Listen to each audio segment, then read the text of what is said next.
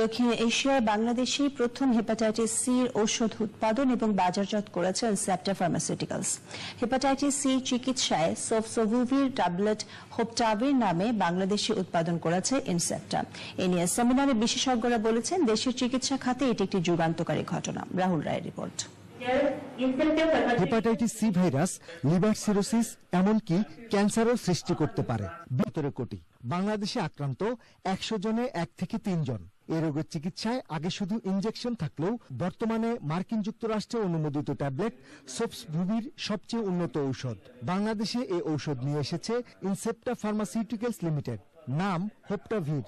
বিশেষজ্ঞরা জানালেন, সুলভ মূল্যের এই ঔষধের কার্যকারিতা 90%-এরও বেশি। এখানে একটা ট্যাবলেটের দাম 80,000 টাকা হইতে পারে, সেখানে 1,000 টাকা, এটা তো মিরাকুলাস ব্যাপার।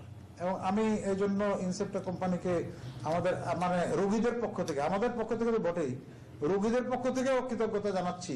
Members of the society should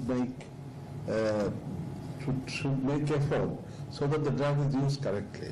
hepatitis C virus কিভাবে কোষে ছড়ায়, ঔষধের কার্যকারিতা সহ বিভিন্ন বিষয়ে গুরুত্বপূর্ণ উপস্থাপনা ছিল সেমিনারে। সমাপনীতে ইনসেপ্টা ফার্মাসিউটিক্যালস লিমিটেডের বিপণন ব্যবস্থাপক ডাক্তার EH আরিফিন বলেন, দেশের চিকিৎসা খাতকে এগিয়ে নিতে ইনসেপ্টা সবসময় অগ্রণী ভূমিকা রাখবে। We will develop our new products.